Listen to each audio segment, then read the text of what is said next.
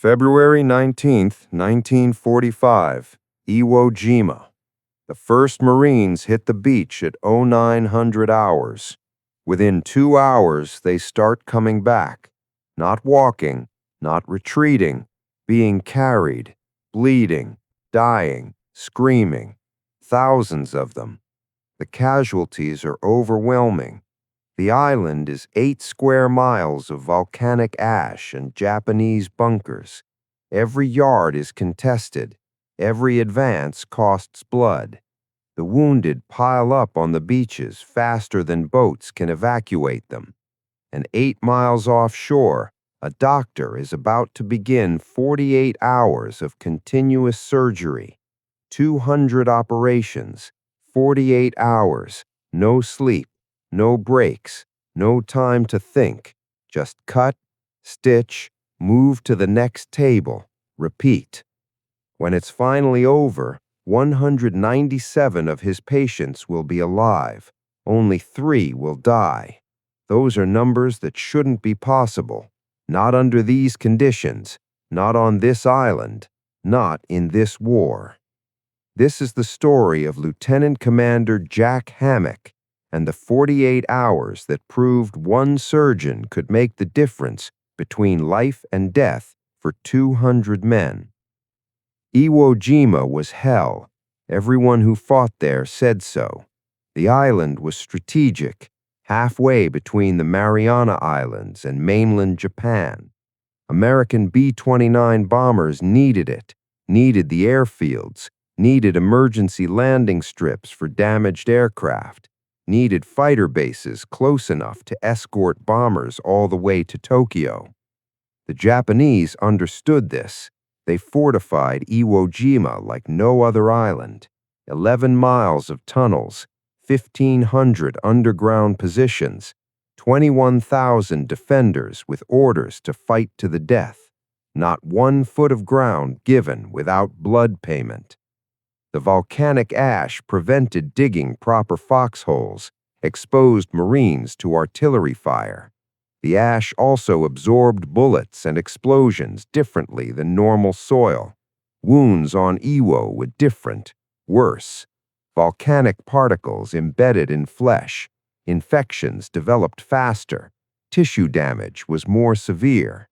Everything about Iwo Jima killed you differently. The invasion planners knew casualties would be heavy. They prepared. Hospital ships were stationed offshore. USS Samaritan, USS Solace, USS Bountiful, others. Floating hospitals equipped with operating rooms, X-ray facilities, blood banks, everything needed. The plan was simple. Wounded Marines would be evacuated from beaches to these ships. Surgeons would stabilize them, send them to rear area hospitals for recovery. Simple, except the casualties exceeded all projections. The first day alone generated 2,500 wounded, more than any previous Pacific landing. The hospital ships filled immediately, and the casualties kept coming, wave after wave, hour after hour, day after day. The medical personnel worked without stopping, the surgeons in particular. Operations could not wait. Many wounds were immediately life-threatening: bleeding, shock, traumatic amputations, sucking chest wounds, abdominal injuries. Every one needed surgery, needed it now, needed it fast, or the patient died. Lieutenant Commander Jack Hammack was aboard USS Samaritan. He was one of several surgeons assigned to the ship, a naval medical officer, trained surgeon, experienced from previous Pacific campaigns, but nothing prepared him for Iwo Jima. The casualties began arriving February 19. They didn't stop. By evening of the first day, the surgical theaters were overwhelmed. Multiple patients on every table, surgeons working simultaneously on different wounds, corpsmen assisting, nurses managing supplies, everyone doing 3 jobs at once. Hammack started operating mid-morning, February 20. He would not stop for 48 hours. This wasn't a choice. This was necessity. Patients kept arriving. If he stopped, they died. Simple equation. Brutal equation. True equation.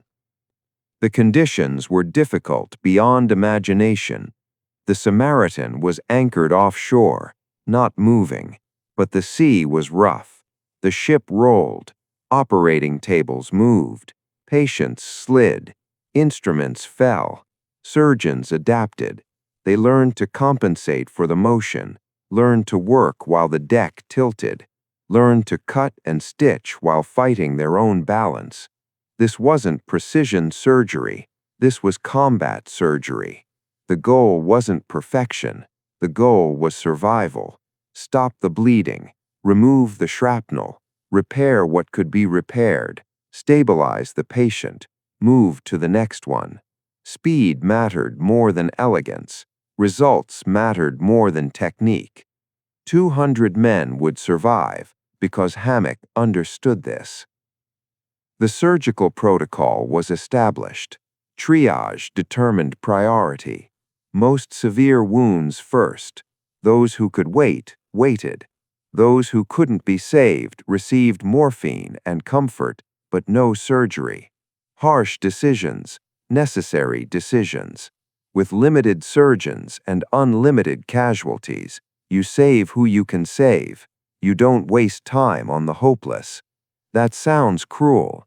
It is cruel. It's also math.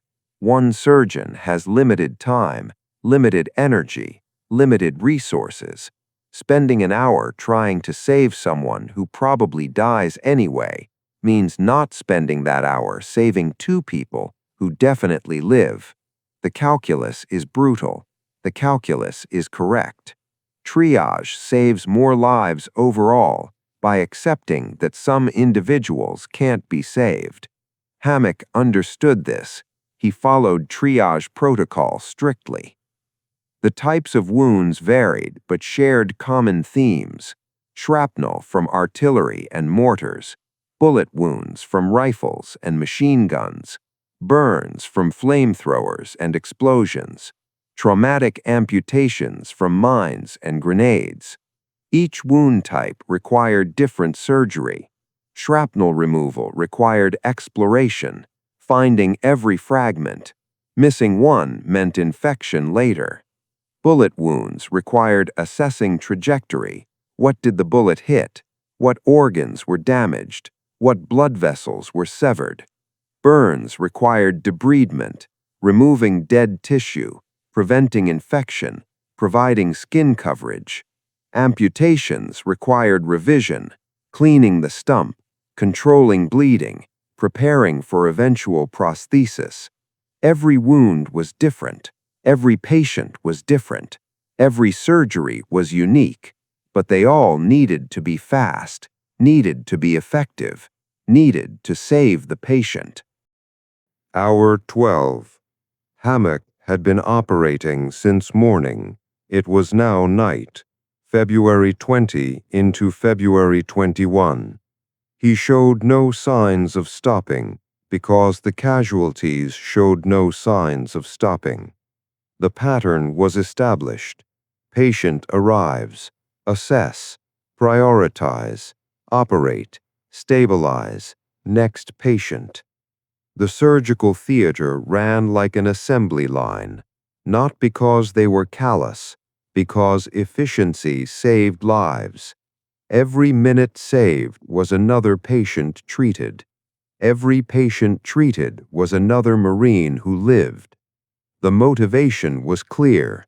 The execution was mechanical. This is what sustained combat medicine looks like. Not dramatic, not heroic, just relentless, exhausting work. The physical toll was mounting. Hammack had been on his feet for 12 hours, standing, bending over operating tables, using fine motor control for precise cutting and stitching. This is exhausting even under normal circumstances. Under combat circumstances, with ships rolling and casualties arriving constantly, it was crushing. His hands cramped, his back ached, his legs threatened to give out. He ignored all of it. Adrenaline helped, purpose helped, necessity helped. The patient on the table needed surgery. That patient didn't care that the surgeon was tired. That patient needed competent, effective surgery or he died. So Hammack provided competent, effective surgery, then moved to the next table, then the next, then the next. The wounds worsened as the battle intensified. Early casualties were mostly minor, shrapnel wounds, bullet grazes, relatively straightforward. By day 2, the serious wounds arrived. Marines who'd been deeper inland, who'd fought through the defenses, who'd encountered the worst Japanese fire. These Marines had multiple wounds, combination injuries, shrapnel plus bullets plus burns. Treating them required addressing multiple problems simultaneously. Stop the bleeding in the leg, repair the lung, remove shrapnel from the abdomen, all in the same patient, all urgent, all necessary. The surgeries took longer, required more resources, demanded more concentration, and there were dozens of them. Hour 24. An entire day of continuous surgery. Hammack was still operating, still saving lives, still moving from table to table. The numbers were climbing. 50 surgeries complete, 75, 100, each one successful, each patient stabilized, each Marine given a chance at survival. The statistics were remarkable. Less than 2% mortality for combat wounds in a field environment, aboard a moving ship, under continuous pressure. These were numbers that exceeded any previous campaign, exceeded expectations, exceeded what anyone thought possible. Hammack was proving what dedication, skill, and refusal to quit could accomplish. But the cost was mounting, not in patient lives, in Hammack's reserves. Hour 24 meant no sleep for over 30 hours, counting pre-invasion preparation, no substantial food, limited water, constant physical exertion, constant mental concentration. The human body isn't designed for this. It begins breaking down. Coordination suffers. Decision-making slows. Judgment becomes questionable. Under normal circumstances, surgeons work in shifts. Fresh doctors relieve tired ones. But these weren't normal circumstances. There weren't enough surgeons. The casualties exceeded capacity. Every surgeon was working continuous shifts. Everyone was exhausted. Everyone kept working anyway, because stopping meant patients died. So no one stopped.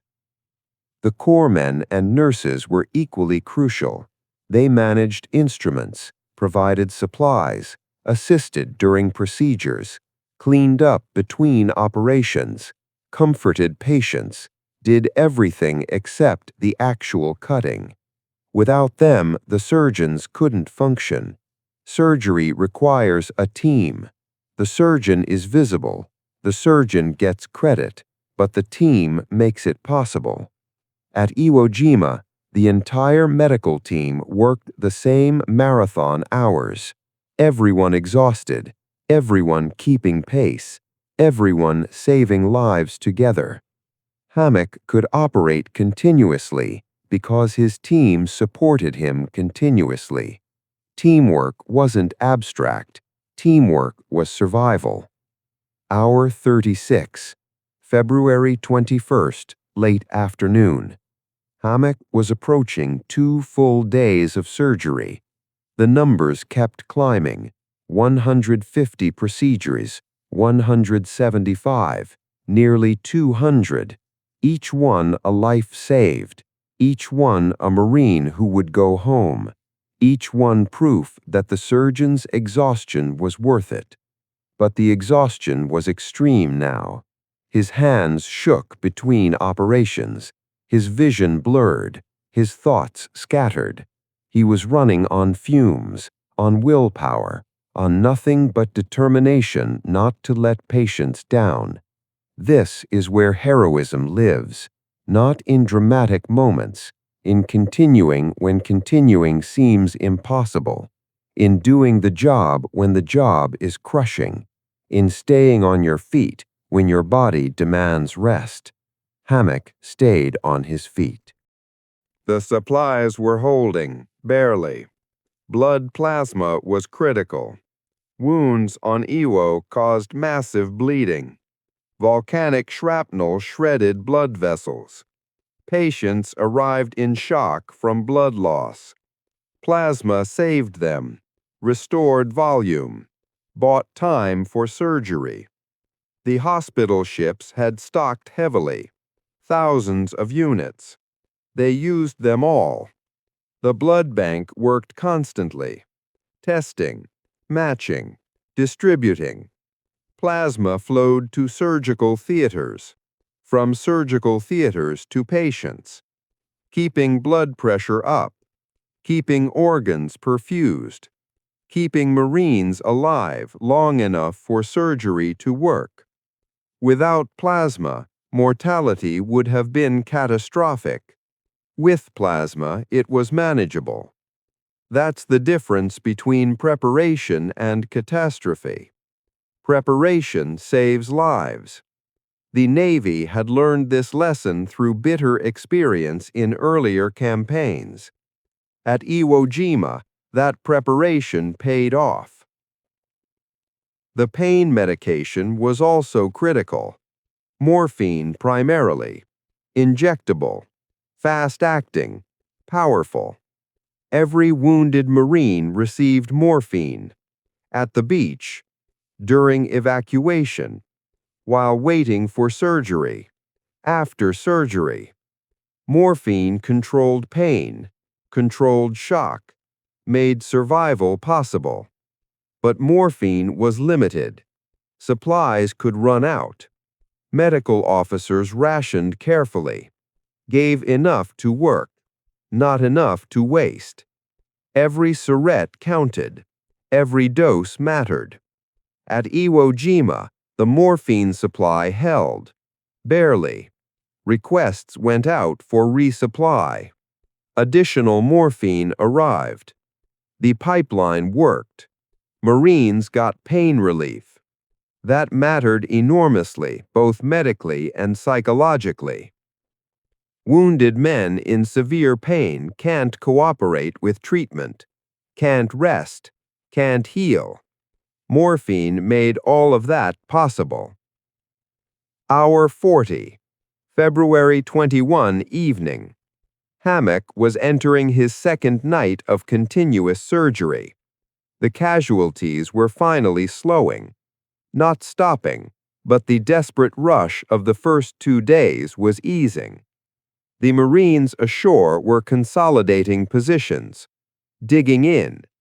The casualty rate was dropping. The surgical pace could slow slightly. Not much, but slightly. This was the first real respite Hammack had experienced. He was almost finished, almost through the marathon, almost to the point where he could stop, but not yet. Patients still needed surgery. Tables were still full. Work continued. Hour 41, hour 42, hour 43. The numbers climbed toward 200 procedures, toward the finish line, toward the moment when he could finally rest. Hour 48, February 21 late night into February 22 early morning. Hammack completed his 200th surgical procedure. 48 hours, 200 operations. 197 patients survived. 3 died.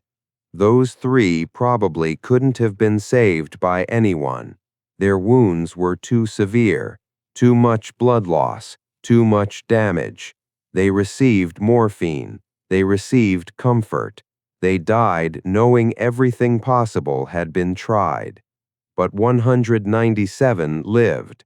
That's a 98.5% survival rate for combat surgery aboard a ship during the bloodiest Marine Corps battle in history. Those numbers are almost unbelievable. They're also documented, verified, true. When Hammack finally stopped operating, his body nearly collapsed. 48 hours standing, 48 hours working, 48 hours of intense concentration and physical exertion. The human body has limits. He'd exceeded them. But he'd done so successfully. He'd saved nearly every patient. He'd done his job, done it perfectly, done it when it mattered most. Now he could rest. He stumbled to his quarters, collapsed on his bunk, slept for 16 hours straight. His body simply shut down, took what it needed, recovered. When he woke, more patients were waiting, more surgeries needed. The work wasn't finished, just paused.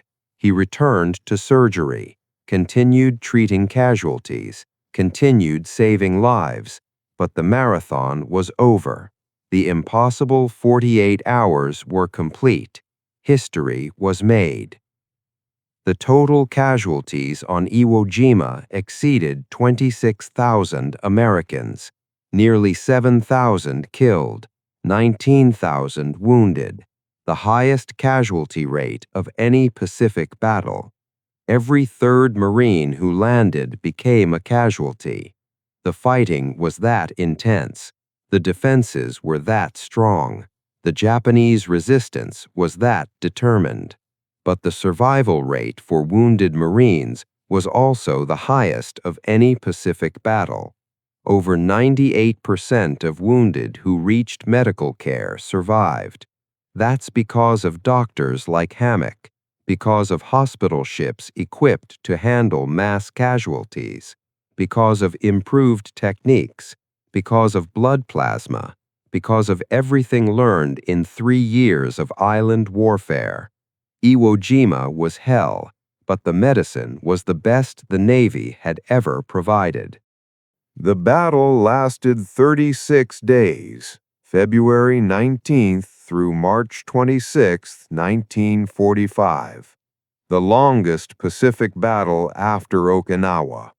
Marines fought for every yard, captured Mount Suribachi on day 5. The flag raising on February 23rd became iconic, symbolized American determination, symbolized Marine Corps valor. But beneath that symbol, beneath the headlines, beneath the glory, was the reality.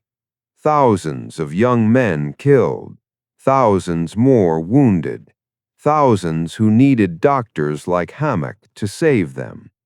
The doctors didn't get photographed raising flags.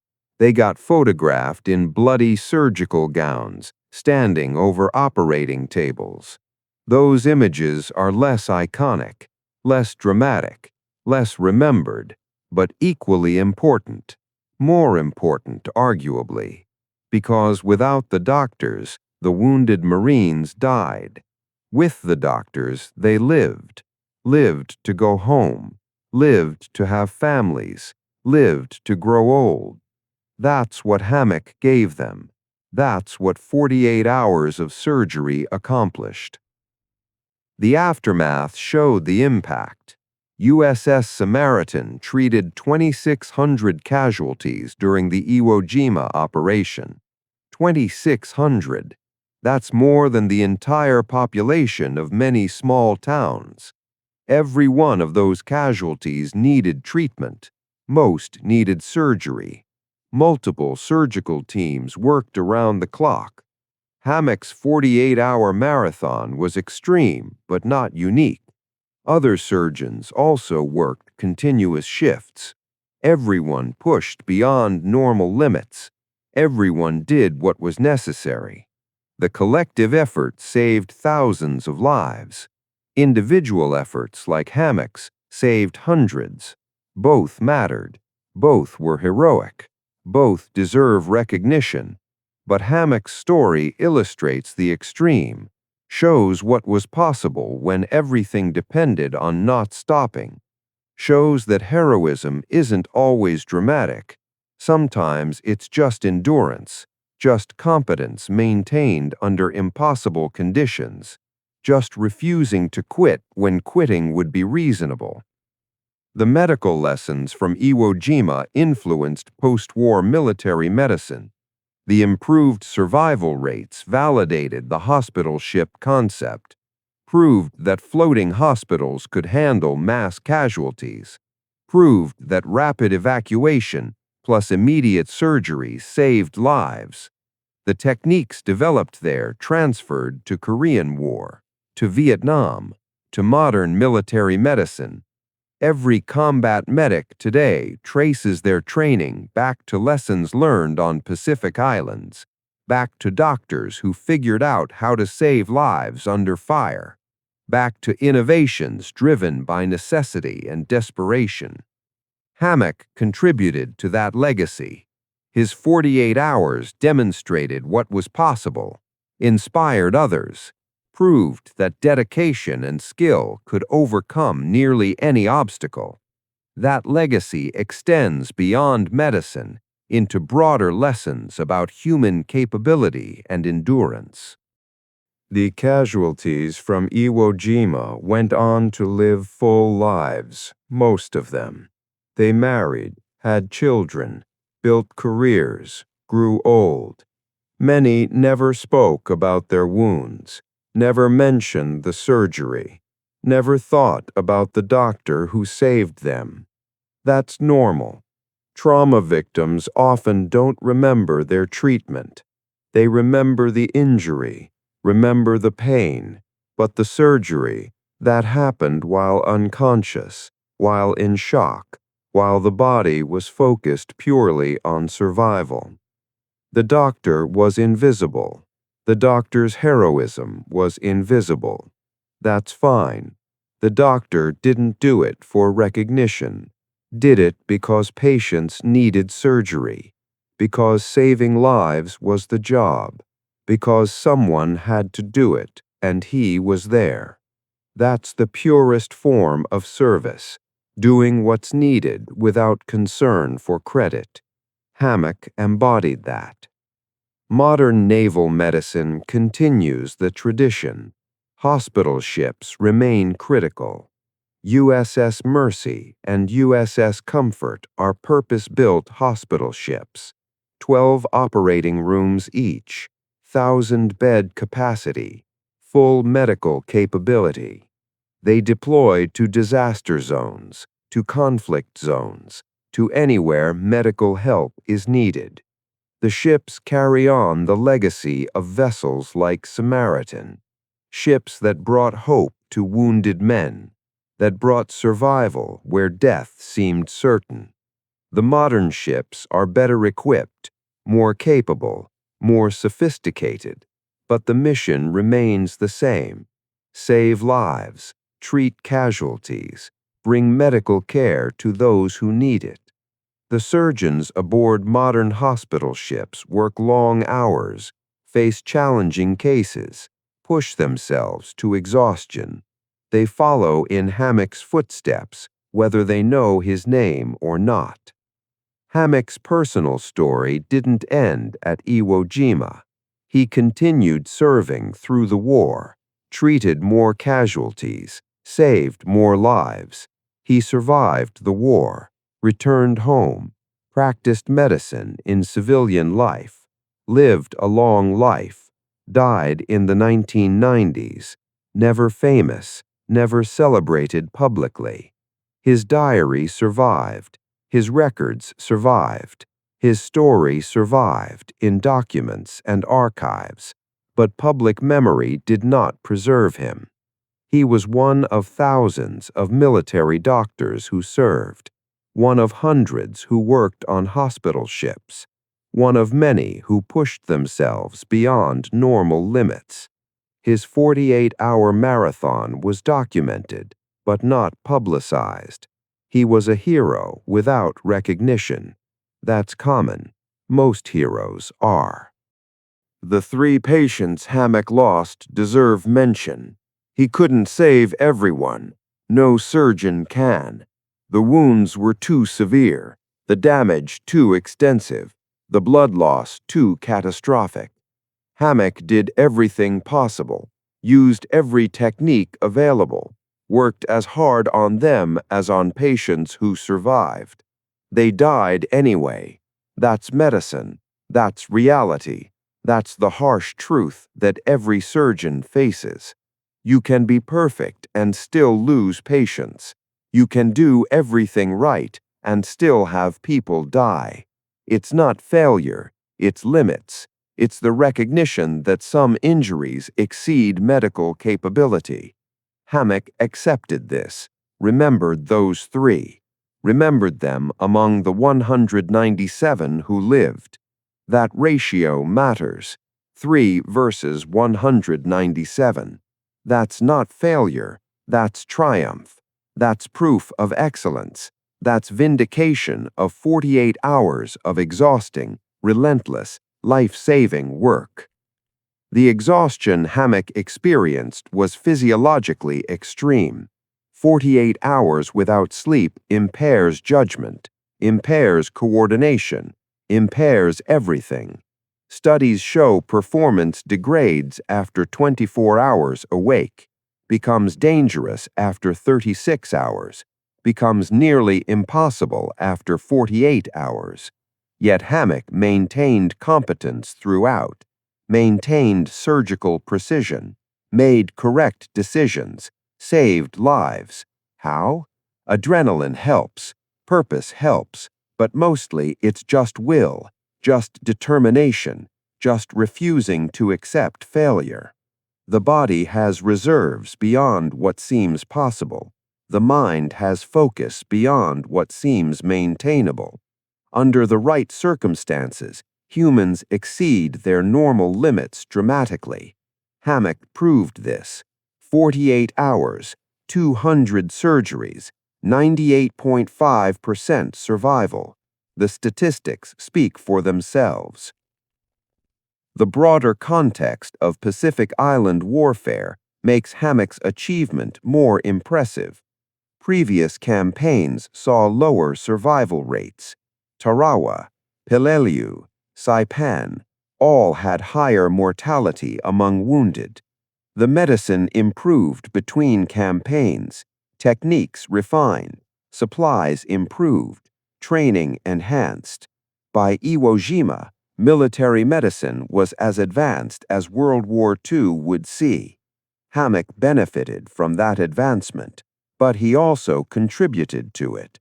His techniques, his decisions, his 48-hour demonstration of what was possible, all of it fed back into doctrine, into training, into how the Navy prepared for future operations.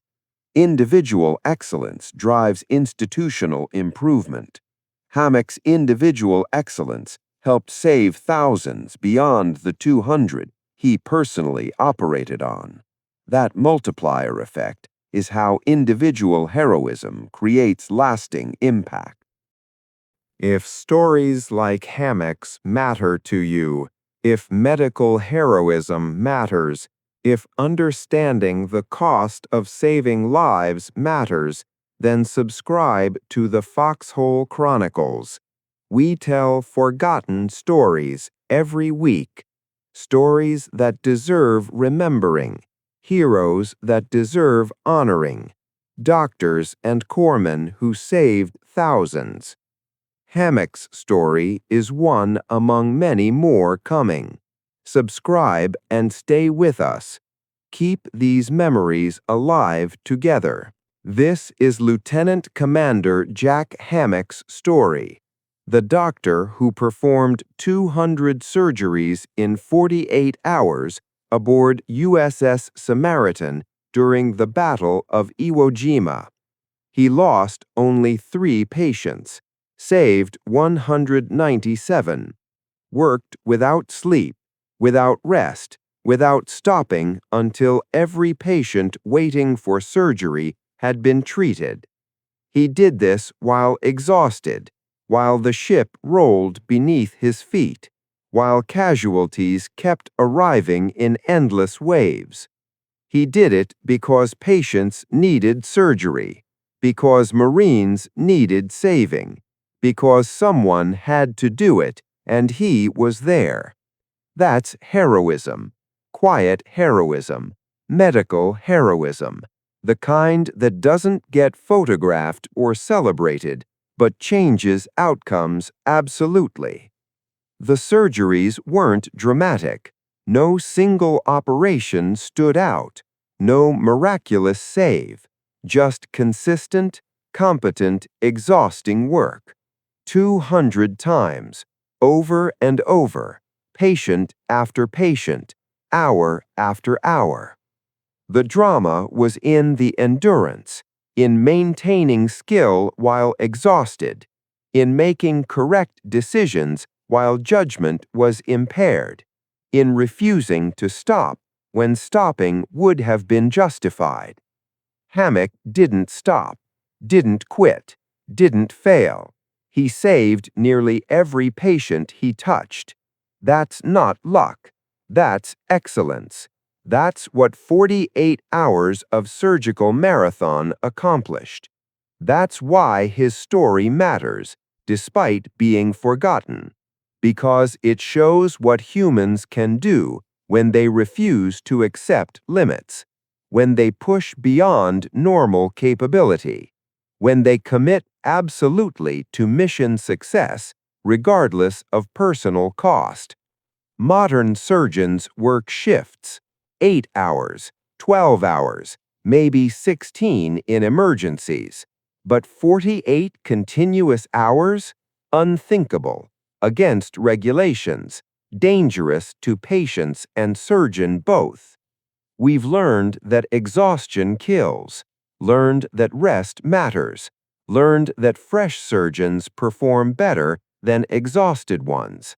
These are good lessons, important lessons, but they also highlight what Hammack achieved.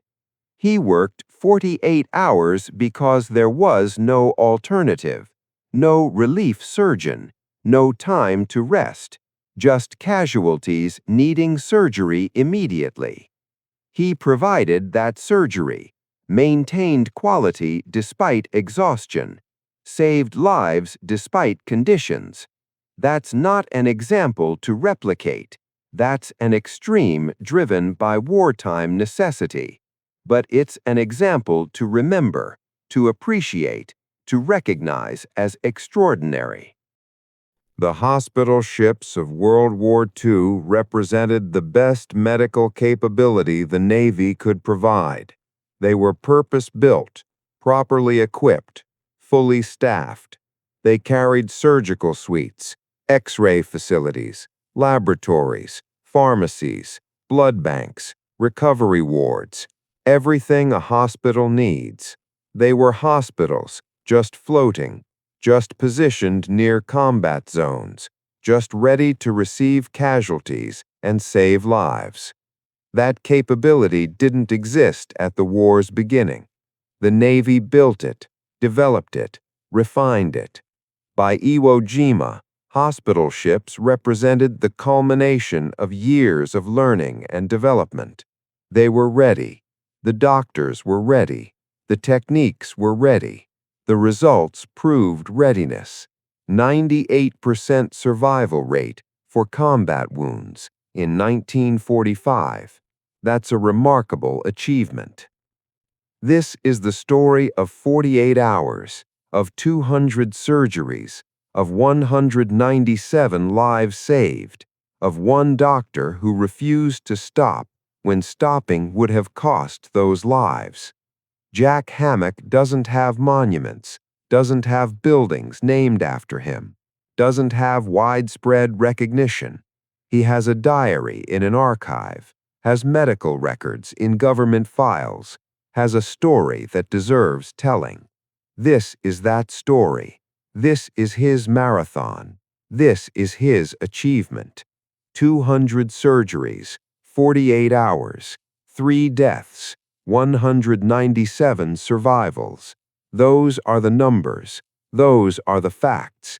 Those are why he matters, why we remember, why his story joins the countless other stories of quiet heroes who saved lives without fanfare, without recognition, without anything except the satisfaction of mission accomplished, of patients saved, of having done the job when the job mattered most.